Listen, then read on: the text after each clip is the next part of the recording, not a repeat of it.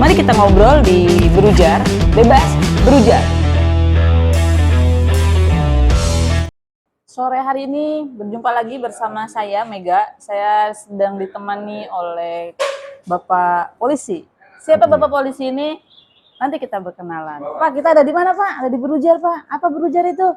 Bebas berujar. Sepi amat sih penonton, suaranya mana? Tepuk tangan dulu. Tepuk tangan dulu. Nah, Bapak Kapolsek Ciwandan. Boleh dong Pak, kenalan dulu. Nama siapa? Nama Kenalan dulu biar teman-teman Berujar tahu. Nama saya Rifki Seftirian Yusuf.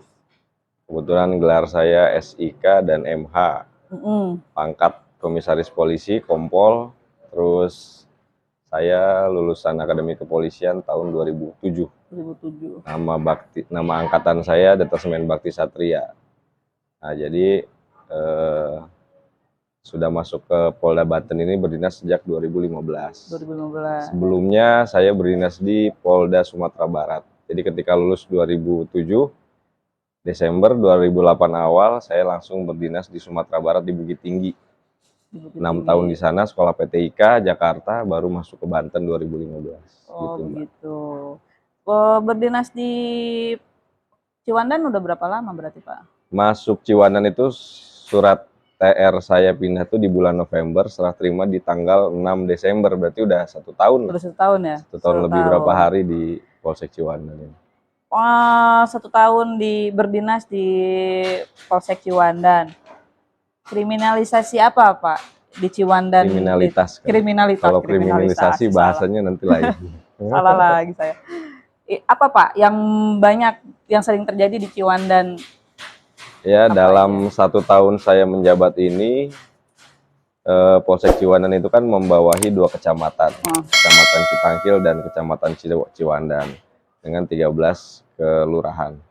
Nah, jadi kriminalitas yang sering atau yang banyak terjadi itu ya hanya kriminalitas konvensional biasa, seperti pencurian, terus penganiayaan, lalu juga penipuan, penggelapan. Nah, untuk kasus-kasus yang sifatnya seperti pembunuhan atau mungkin sifatnya korupsi, itu sepanjang saya menjabat selama di Ciwandan itu belum pernah ada. Pembunuhan itu tidak ada, hanya kita sering memfasilitasi rekan-rekan kita yang dari warga masyarakat, kita mediasikan, misalnya dia melakukan aksi unjuk rasa. Yang paling sering adalah aksi unjuk rasa dari warga kepada perusahaan atau dari lembaga swadaya masyarakat kepada perusahaan. Itu yang paling sering, tapi tidak pernah berakhir dengan ricuh. Nggak pernah. Semuanya alhamdulillah bisa berjalan dengan kondusif dan berakhir secara mediasi damai. Karena atensi dari Pak Kapolri kepada Pak Kapolda, ke Pak Kapolres juga, Polsek itu merupakan lini terdepan yang hidup di tengah-tengah masyarakat. Jadi Polsek itu diharapkan menjadi fasilitator. Jadi unsur penegakan hukum di level Polsek itu diupayakan tidak maksimal, maksudnya bukan berarti tidak ada, tapi diupayakan arahnya ke mediasi. Kenapa? Karena kita yang di tengah masyarakat, selama permasalahan yang terjadi masyarakat bisa dimediasikan, diselesaikan secara restoratif justice yang diatur dalam Perpol dan Perkap, ya silahkan. Semua tetap harus bertanggung jawab sesuai dengan koridor-koridor hukum yang berlaku. Jadi Polsek itu dikedepankan untuk pendekatan dengan masyarakat. Kenapa? Karena bukan hal yang mudah sebagai seorang anggota Polsek atau Kapolsek, dia hidup di tengah masyarakat, berbaur setiap hari, terus tiba-tiba harus penegakan hukum misalnya mutlak, sementara setiap hari segala macamnya sudah kenal satu sama lain, biasanya mereka agak menjadi antipati kalau langsung ditegakkan hukum. Nah, kita lihat juga kasusnya, kalau hanya kasus perselisihan kecil, upayakan mediasi. Tapi kalau misalnya kasus yang narkoba dan itu kan langsung ditangani Polres. tapi Polsek dikedepankan untuk tetap menjaga hubungan dengan masyarakat secara langsung. Nah, Pak, ngomong-ngomong nih, kan kemarin sempat viral juga nih Pak, video yang beredar di masyarakat soal bajing loncat itu loh. Itu kan kalau nggak salah di daerah Ciwandan Pak. Iya. Di jalan raya itu. Ya. Itu gimana Pak cara penanganannya? Salah satu yang saya bilang tadi kejahatan konvensional itu ya salah satunya pencurian. Kan bajing loncat itu atau yang sering disebut sama orang Sinto Asmoro ya, itu kan salah satu tindak pidana yang dilanggar adalah pencurian, pasal 363 ayat 1 surat pencurian dengan pemberatan. Itu memang sering terjadi dan disayangkannya karena di jalur Ciwandan itu jalur utama Cilegon Anyer ya. Nah, sering terjadinya di situ karena di situ lintasan kendaraan-kendaraan bermuatan barang dari pabrik. Itu lumayan sering terjadi. Tapi dari Polsek Ciwandan sendiri sudah melakukan upaya pengungkapan kasus tersebut. Ada 3 orang yang sudah kita proses melalui proses hukum, di mana selama 1 tahun ini kejadian tersebut kita tindak lanjuti dengan proses penangkapan terhadap pelaku. Nah, kendala yang kita hadapi, tetapi alhamdulillah masih bisa kita lewati ya. Para pelaku ini rata-rata sebagian besar orang sini juga, orang Ciwandan juga. Terus biasanya kalau pencurian tersebut kan harus delik aduan ya, ada laporan polisi, ada yang melaporkan. Nah, biasanya si pemilik barang itu kan ketika barang sudah dibawa sama pembeli melalui distributor tracking, dia kan sudah lepas, jadi sudah beralih ke pemilikan ke pembeli. Nah, ketika terjadi asmoro atau bajing loncat di tengah jalan, pemilik barang perusahaan itu bilang itu sudah milik pembeli.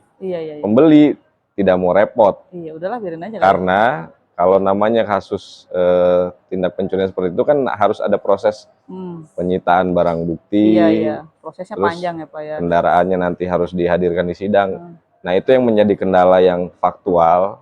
Rata-rata si jasa tracking itu atau pemilik barang, udahlah Pak. Nanti saya truknya harus dihadirkan di sidang, sementara saya harus usaha. Nah, itu yang jadi kendala, sementara di mekanisme penyidikan itu harus dihadirkan semua. Nah, yang kendalanya seperti itu. Pelakunya tertangkap sama Polsek, tapi si korbannya nggak mau melapor. Sudah kita arahkan melapor, tapi rata-rata mereka, udah Pak, hanya hilang 2 karung, 3 karung, udahlah. Tapi kan tetap kejadiannya terjadi, bahkan viral. Nah, itu yang nggak enaknya kan, ketika kita sudah lakukan upaya hukum penangkapan, terus kita tunggu korbannya nggak mau melapor. Akhirnya kita 1 kali 24 jam hanya bisa melakukan penahanan, pemeriksaan, mengambil keterangan, habis itu kita harus lepas. Karena kalau kita terus tahan tanpa ada laporan polisi dari si korban, itu menyalahi, nanti kita yang disalahkan. Karena kan polisi juga harus melakukan mekanisme ada yang mekanisme berlaku ya Pak. Administrasi mindik reserse kriminal itu kan ada tahapannya Mbak. Jadi kayak gitu. Kendalanya itu aja ya, diharapkan kalau memang ada kejadian seperti itu untuk meminimalisir, kami juga dibantu korban itu agar dengan sukarela lah melaporkan kejadian, atau kita informasikan Pak ada barang yang diambil, langsung melaporkan ya, terkait hal dan lain hal, kendaraannya harus disita atau gimana, ya itu memang resikonya. Resiko dalam proses penegakan hukum seperti itu. Benar. Nah Pak, kan Bapak ini di wilayah dinas Bapak kan banyak pabrik-pabrik ya Pak ya? Pabrik banyak pabrik-pabrik. Kalau di pabrik-pabrik begitu, di kawasan industri gitu, ada tindak kejahatan juga nggak sih Pak? Atau minim atau tetap ada sih? Wilayah Ciwandan itu kita punya sekitar 24 ya kalau nggak salah. Ada 24 perusahaan, ada 2 kawasan industri, Kiek 1 dan Kiek 2. Nah, di dalam kawasan itu banyak perusahaan-perusahaan besar dan kecil. Yang sering terjadi yaitu kalau di kawasan 1 Kiek biasanya, karena itu kawasan terbuka, biasanya suka ada masyarakat itu bawa kerbau masuk ke kawasan. Yang waktu itu. Karena rumput banyak kan. Dibawa kerbau ke situ, walaupun security sudah mengingatkan, mungkin karena lalai ya, malam hari masuknya nggak ketahuan, pas hilang Yang laporan. laporan. Oh iya iya iya. Karena banyak rumput juga sih Banyak Pak di rumput situ. kan bebas. Nah, pas kerbaunya hilang, laporan ke polisi. Heeh. Sementara di situ sudah diingatkan jangan membawa hewan ternak Ternak, secara heeh. bebas liar tanpa diawasi lah, dan sebenarnya juga nggak boleh. Nah, Mhm. terus yang kriminalitas lainnya tentunya kalau di bidang kriminal khusus, krimsus, ya terkait mungkin itu levelnya Polres yang biasanya Mhm. melakukan lidik dan sidik itu ya pasti masalah perizinan, masalah limbah, dan masalah mekanisme operasional perusahaan pasti kalau memang dari Polres melakukan upaya penyelidikan pasti ada informasi Mhm. pelanggaran perusahaan tersebut. Tapi itu sifatnya kriminal khusus, krimsus yang tidak ada ditangani di Polsek. Oh gitu. Secara umum, Polsek Ciwandan hanya menangani Harkamtipmas, pemeliharaan keamanan ketertiban masyarakat. Misalnya satu perusahaan terjadi pencurian, kayak beberapa waktu yang lalu ada kehilangan motor di perusahaan, kita tindak lanjut. Terus ada dari masyarakat ingin bertemu sama ini dihalangi sama security, ada yang kena pukul. Jadi Polsek hanya menangani kejahatan konvensional, Ya, ya kejahatan biasa lah kejahatan biasa ya. levelnya Yang gitu. kecil-kecil lah gitu. Yang kecil-kecil karena itu keterbatasan dari kewenangan yang diberikan dari Polres, dari Polda, dan juga memang kita dikedepankan untuk Harkamtipmas saja. Kalau yang khusus kriminal detail segala macam itu sudah ada ahlinya di Polres. Iya. Penyidiknya khusus lagi gitu, Mbak. Gitu kira-kira. Nah, Pak, kan menjelang akhir tahun nih, kesiapan personil Polsek Ciwandan menghadapi liburan tahun baru dan Natal. Kan Mega dapat info juga katanya di Pelabuhan Pelindo itu bisa dipakai untuk aktivitas penyeberangan. Itu infonya benar atau gimana sih, Pak? Ya, ini sekalian mungkin update terbaru ya, karena memang sebelum-sebelumnya Pelindo itu hanya pelabuhan penyeberangan barang. Kebetulan Pelindo sebenarnya kawasan khusus pelabuhan itu wilayah hukumnya Polsek KSKP Banten. Tapi memang wilayah Pelabuhan Pelindo ada di Ciwandan, jadi secara tidak langsung juga menjadi tanggung jawab Polsek Ciwandan. Untuk sebenarnya sudah dimulai ketika operasi ketupat atau liburan Lebaran yang 2022 hari tahun ini kan, waktu itu Lebaran kemarin yang terjadi peningkatan arus di arah Pelabuhan Merak. Nah, berdasar terhadap kejadian itu, akhirnya waktu itu ceritanya dari kementerian berkomunikasi dengan SDP untuk membuka jalur penyeberangan lain karena padatnya penyeberangan di Merak. Akhirnya waktu itu difungsikanlah Pelabuhan Pelindo untuk penyeberangan penumpang. Sudah dimulai waktu itu dengan jumlah kapal yang sudah disandarkan ke situ, kalau nggak salah 4 kapal ya, 6 kapal. Tapi mendekat ke hari-hari Lebaran. Jadi belajar dari situ di tahun ini untuk penyeberangan Merak, Pelindo, BBC, Indah Kiat itu juga difungsikan nantinya untuk penyeberangan, mengantisipasi kepadatan di Merak. Jadi dulu ya, Pak? Kalau sebelumnya tidak ada, tapi sekarang disiapkan. Jadi sebagai informasi, ketika nanti Merak mungkin mengalami kepadatan hilir mudik penumpang penyeberangan, Pelindo, Indah Kiat, dan BBJ Bojonegara itu juga melayani. Jadi mereka sudah standby, ya artinya Pelindo juga akan menyiapkan kapal untuk kapal penumpang penyeberangan. Informasi yang kami terima seperti itu. Nah, untuk mekanismenya nanti tetap kita menunggu petunjuk dari ASDP yang nantinya akan berkoordinasi dengan Polres. Kita sifatnya Polsek Ciwandan hanya mengamankan jalur yang dilewati para penumpang sampai masuk ke Pelindo dengan aman, nanti di dalam diserahkan ke ASDP untuk penyeberangan. Kalau jalur wisata, Pak? Jalur wisata anggota di ini juga masa jadi disebar sih? Pasti karena ya? Kalau Cilegon ini sudah identik dengan penyeberangan dan jalur wisata Anyer. Nah, untuk tahun baru Nataru ini, Natal tahun baru biasanya memang fokus di wisata.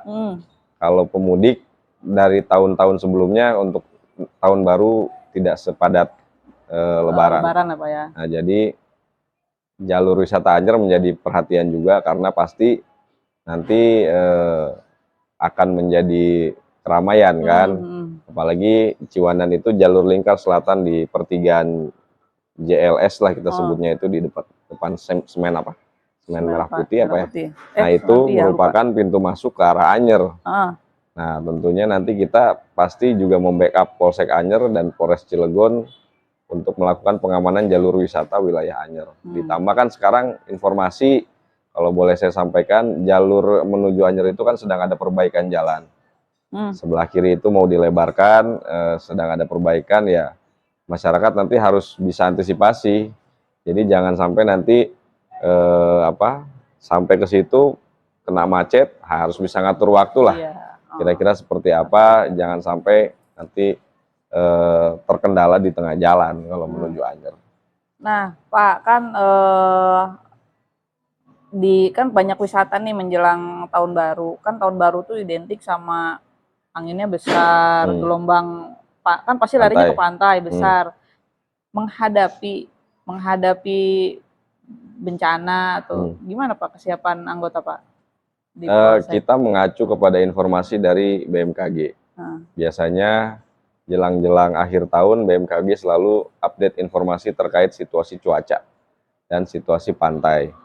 Nah, itu yang nanti akan diinformasikan kepada pihak Polres, pihak mungkin PHRI, dan ke masyarakat para mungkin yang sudah booking ini hotel ya. Ya. Kita mengacu ke situ. Kalau memang situasi disampaikan cuaca tidak baik, ya kita akan teruskan juga seperti itu. Sebagai antisipasinya tentunya kemarin sudah dilakukan apel kesiapan tanggap bencana yang dilaksanakan di Polres Cilegon. Polsek juga sudah melaksanakan berkoordinasi dengan beberapa perusahaan dibantu. Nah, dari kemarin itu ada beberapa kali rapat terkait tanggap bencana yang dilaksanakan di kawasan. PT Asahimas juga melaksanakan beberapa kali. Jadi secara kesiapan mungkin perusahaan-perusahaan yang ada di Ciwandan sudah memikirkan itu, Mbak. Jadi sudah dipikirkan di mana kalau memang terjadi hal yang paling buruk, tsunami misalnya yang mungkin dikhawatirkan terjadi, titik kumpul itu sudah ditentukan di atas bukit gunung yang di Gunung Sugis itu. Terus juga bagaimana mekanismenya dari kecamatan, dari Koramil itu kemarin sudah melaksanakan juga drill alarm, seperti pelatihan lah kalau terjadi kita harus ngapain, larinya kemana, terus siapa nanti yang harus berkomunikasi, siapa yang ini, segala macam sudah dibagi seperti itulah dari perusahaan membantu kita juga. Akhirnya meringankan tugas kita ketika ya amit-amit terjadi, kalau memang terjadi bencana alam pasti kaitannya nanti dengan bencana industri. Makanya perusahaan itu mengambil peran, porsinya harus melakukan apa terhadap masyarakat sekitar situ. Nah, kami kemarin berkoordinasi, sudah dilakukan beberapa kali latihan, Mbak. Kira-kira seperti ini, setidaknya masyarakat nggak kaget ketika nanti terjadi alarm segala macam, sudah harus tahu berbuat apa. Nah, pihak kepolisian Polsek Ciwandan sendiri, ya mau tidak mau harus melakukan upaya pengamanan juga. Ketika warga mengungsi, ya rumah yang ditinggal kita harus jaminkan keamanannya kan, kayak gitu. Nah, biasanya ada aja tuh yang ngambil kesempatan itu. Pasti ada, tapi ya mudah-mudahan warga kita tidak seperti itulah. Kita sama-sama misalnya dalam situasi prihatin seperti itu, sama-sama prihatin. Yang namanya polisi, ada bencana bukannya lari, malah kita samperin sumber bencananya kemana biasanya. Iya, benar-benar. Pengalaman kayak gitu loh. Pak, diminum dulu Pak. Oh iya, boleh. Ini kebetulan saya sama Bapak Kapolsek lagi ada di kafe, di Gift Cafe. Tempatnya nanti di tempatnya deh di mana, pokoknya lah Cilegon. Tempatnya di Cilegon lah. Tempatnya enak banget buat nongkrong kece-kece sih, enak di sini. Minum dulu Pak. Nah Pak, ngomong-ngomong nih, menurut info yang beredar, minum dulu ya Pak. Menurut info yang beredar, Bapak ini selain sebagai pejabat Polres Cilegon, Bapak juga katanya anak band. Terus gimana Pak bagi waktu antara dinas, keluarga dan hobi? Gimana Pak? Aduh. Ya, anak band nih. Namanya kita yang sekarang kan pasti berangkat dari zaman kita muda kan. Iya benar. Dulu kebetulan mudanya memang suka musik. Ya, sekarang bukan berarti sekarang tua, masih muda juga sekarang. Masih muda juga. Cuman dulu zaman SMA itu ya suka lah sama yang namanya musik dan main musik, alat musik suka. Nah, jadi kebawa sampai dengan pendidikan di Akpol. Kebetulan waktu itu ada pembentukan tim band Akpol, seleksi. Saya ikut seleksi basisnya, jadi basisnya angkatan. Pemain bass saya main bass sih. Terus sampai dengan sekarang ya salah satu namanya hobi itu bisa kita lakukan pas kita penat, Iya benar Pak. bosen ya, Iya. sama rutinitas. Sama rutinitas. Sebentar lah ke pinggir dulu, main bass, denger musik. Kalau buat saya lumayan cukup healing lah bahasanya gitu kan. Healing hemat ya Pak ya. Healing hemat, bisa di rumah kan dengerin lagu ya itulah. Terus juga di sini ketemu anak-anak musik, ya Kamus, terus ada keluarga besar Indonesian Bass Player juga di sini di Cilegon. Kebetulan kita kenal, diajak gabung, ya gabung akhirnya. Kita sering ngumpul, sharing, main bass gitu. Sekedar hobi aja, Mbak. Manggung-manggung gitu nggak sih, Pak? Manggung terakhir zaman SMA ya. Oh, zaman SMA. Akpol pernah sih manggung waktu angkatan saya kelas Sitarda di Kebumen, kita ngisi acara di acara masyarakat alun-alun. Jadi kita ternyata pas main sekali, tadinya bukan band penutup, tapi karena responnya masyarakat bagus, dipindahin lagi main ke belakang band penutup. Main lagi. Jadi ramai. Bawain lagu apa sih Pak? Lagu cinta, lagu metal, apa lagu apa? Semuanya, all around sih, semuanya. Selama itu bisa bikin hype, ayo lah kita mah gitu aja. Katanya main basket juga Pak? Main basket juga, bulu tangkis juga, kadang-kadang main tenis juga. Borongan ya Bapak ini ya? Ya, olahraga lah. Tapi kadang main bola saya kurang bisa main bola. Oh, tapi di basket ya Pak ya? Ya, basket ikut dari SMA main juga karena di sini juga ada klubnya Bayangkara Basketball Banten. Yang saya juga gabung di dalamnya tapi udah jarang latihan saya. Basket. Itu hobi lah, namanya hobi kan. Pak, tapi di Cilegon ini komunitas musik metalnya banyak loh Pak. Yang saya tahu, teman-teman komunitas musik metal, musik underground itu banyak banget. Udah sampai pada tua. Cuman ya kita kekurangan tempat untuk, kita bukan kekurangan, kita nggak punya tempat untuk adu skill lah ibaratnya. Sebenarnya kan sudah diwadahi oleh ada namanya grup Kamus ya. Kamus Banten itu musisi Banten lah. Nah di dalamnya tuh kebetulan saya masuk ya. Jadi kayaknya juga yang senior junior banyak tuh, seluruh genre musik ada. Mereka biasanya memang mungkin jarang kegiatan sekarang, tapi teman-teman itu ada teman-teman yang punya tempat kayak gini kafe. Iya. Sebenarnya mau memfasilitasi, tinggal gimana konsepnya sok silahkan gitu. Tapi kan kalau musik metal nggak easy didengar sih. Ya memang kalau genre metal aja itu Pak. Kalau metal kan metal nggak mosing nggak enak lah gitu kan. Iya, nggak seru, nggak senggol-senggolan mah nggak metal namanya. Tapi ya harus dikonsep kalau memang itu mau dilaksanakan harus dikonsep secara inilah karena khawatirnya penontonnya. Kalau yang mainnya mah nyantai kan, penontonnya ini kadang sampai dia nggak mosing cuman diem nggak enak. Iya, nggak seru. Nah Pak, di Brujar ini kameramen Brujar itu latah Pak, latahnya suka pengen ikut nanya juga kayak hostnya. Ini udah dari tadi udah pengen nanya Bapak ini. Silakan bertanya. Iyalah. Mana bertanya? Nyantai. Sambil minum ya? Ambil minum Pak boleh. Tadi kan Bapak bilang kalau Ciwandan itu tindak kriminalitasnya salah satu diantaranya bajing loncat ya Pak ya. Kira-kira selain bajing loncat kan kemungkinan ada tuh Pak kayak beberapa perusahaan perumahan terus kemudian mes juga ada itu ada nggak sih kejahatan yang sampai ke arah sana kayak pencurian rumah kosong misalkan atau mes kayak di Bogor kan di tempat-tempat atau lokasi-lokasi industri biasanya tindak kejahatannya seperti itu. Kalau untuk Ciwandan sendiri gimana Pak? Ciwandan pernah terjadi rumah kosong terus kecurian. Waktu itu ada di satu deret RT ya, itu terjadi pencurian rumah kosong. Nah, kejadiannya sekitar bulan apa saya lupa.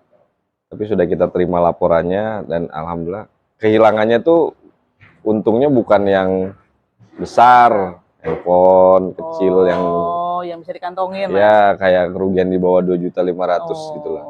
Nah, jadi laporan tetap kita terima, kita tindak lanjut, tapi juga kita masih mencari informasi karena tidak ada saksi. Saksi yang melihat atau CCTV itu tidak ada, jadi kendala di kita harus lakukan lidik yang lebih. Nah, untuk antisipasi berikutnya kita sampaikan ke Babin Kamtibmas untuk aktifkan kembali Siskamling. Kalau memang Siskamling di wilayah tersebut kurang aktif, kurang berperan, Babin Kamtibmas lah yang nanti punya tanggung jawab untuk menghidupkan kembali, berperan aktif menghidupkan Siskamling. Kalau untuk pencurian, ada beberapa kejadian juga yang lagi viral kalau saya boleh ikut cerita, yaitu yang sering viral tuh kayak geng motor. Nah, sebenarnya yang lebih berbahaya itu yaitu kejadian viral geng motor itu. Jadi karena dilakukan oleh anak remaja yang batas perhitungan kalau dia melakukan satu tindakan itu nggak bisa dikontrol, akhirnya lebih berbahaya kalau menurut saya. Waktu itu ada video yang berhasil kita amankan juga, 3 orang dari video viral yang ada di Info Banten ya. Dia jalan, geret sajam di jalan. Kebetulan alhamdulillah waktu itu plat nomornya kelihatan, jadi kita bisa identifikasi. Kita amankan 3 orang dan kita proses. Seperti itu, tapi ya kembali mereka masih anak di bawah umur lah, sehingga harus melibatkan orang tua. Iya, orang tua dan badan konsultasi lah. Semacam itu, dan dari unit PPA, Perlindungan Anak dan Perempuan dari Polres. Itu kalau rumah kosong dan geng motor, ya itu kejahatan lain yang mungkin ada di wilayah Ciwandan yang bisa saya jelaskan. Gitu, Pak Kameramen. Ada lagi kameramen? Bertanya Pak Kapolsek. Ya. Di Ciwandan itu kan, tahu saya antara Cimahi dan Ciwandan itu LM-nya banyak tuh Pak. Apa? LSM. Bagaimana nih LSM bodong? LSM-nya banyak. Oh, LSM. Bodong ini ya, kerjanya ya tadi lah pencurian atau apa yang namanya itu, pemalakan lah di situ. Pemalakan bagaimana mengatasi tentang LSM bodong nih Pak? Ya, sebenarnya harus ada peran aktif dari Kes Bangpol untuk mengidentifikasi mana sih sebenarnya lembaga swadaya masyarakat yang memang benar-benar punya ADRT yang jelas.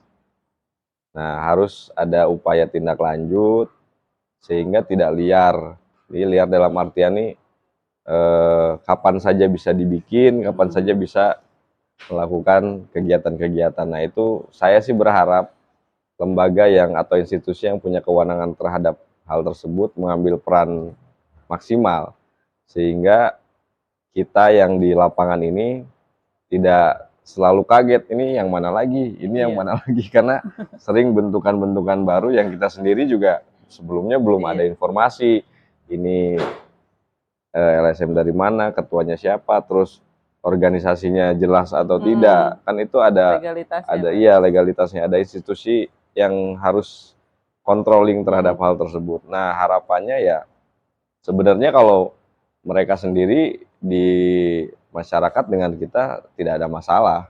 Cuman mungkin yang menjadi kendala itu ya ketika legalitasnya tidak jelas, terus melakukan aktivitas kegiatan menemui ke perusahaan itu kan punya badan hukum yang jelas. Ketemu sama yang legalitasnya nggak jelas. Ya, ketika komunikasi ini nggak nyambung, perusahaan menolak karena ketidakjelasan status ini yang menjadi konflik akhirnya. Lah, kok kita nggak didengar? Padahal mereka sendiri tidak melengkapi dirinya mereka sendiri dengan perizinan yang jelas juga. Nah, itu yang sering menjadi konflik. Pengennya mah pengen didengar, tapi perusahaan juga kan melihat ini legalitasnya gimana. Hati-hati juga perusahaan. Nah, dianggap mungkin tidak lengkap, akhirnya nggak ditindaklanjuti, tersinggung, akhirnya jadi demo, unjuk rasa kayak gitulah yang sering terjadi. Ciwandan sering lah ya Pak? Sering banget, kebetulan anggota yang sering memediasi ya unit Intel lah. Ada Pak Asep Anting kan sama Pak Joko namanya. Oh gitu ya, kenal saya.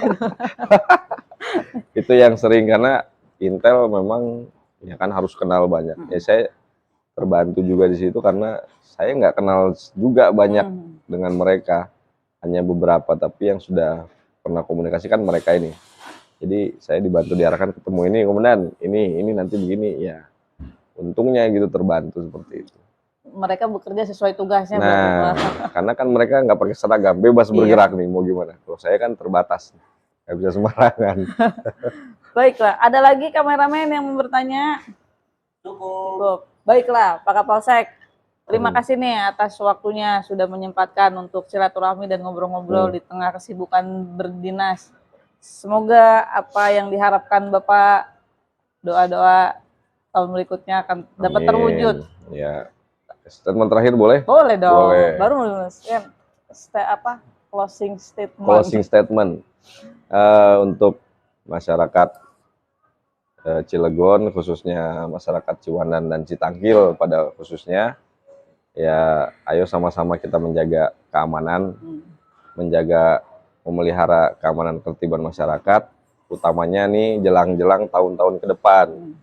Ya, kita ini semua bersaudara, jangan terpecah, jangan menjadi permusuhan. Apapun yang akan dihadapi tahun ini, tahun besok, 2 tahun ke depan, 3 tahun ke depan. Terus juga semua permasalahan tidak ada yang tidak bisa diselesaikan. Semua bisa dibicarakan, dimediasikan dengan pihak Polsek maupun dengan Pak Camat, Pak Lurah, Pak Dan Ramil. Jadi saya berharap apapun yang terjadi, besar atau kecil, ayo kita sama-sama selesaikan secara bersama-sama. Jangan menjadi permusuhan, jangan menjadi perpecahan di masyarakat kita sendiri. Dan tentunya Pak Kapolres titip salam buat ini. Pak Kapolres menyampaikan terima kasih yang sebesar-besarnya dukungan terhadap Polres Cilegon sendiri dan kepada masyarakat, mengajak untuk kita bisa menjadi pionir menjaga keamanan wilayah Cilegon secara keseluruhan. Itu aja. Boleh dong Pak, nanti Pak Kapolres Ya, diajak boleh. main ke Malah saya berharap Bulujar. beliau diundang ke sini. Siap-siap, Gitu. nanti lewat Bapak. Next, boleh. Undangnya. Oke Pak, makasih ya waktunya. Bapak bisa melanjutkan Makan siang. makan siang. Udah sore tadi Pak. Kita tutup teman-teman Berujar, penonton Berujar di episode ngobrol-ngobrol yang lainnya. Sampai jumpa. Bye.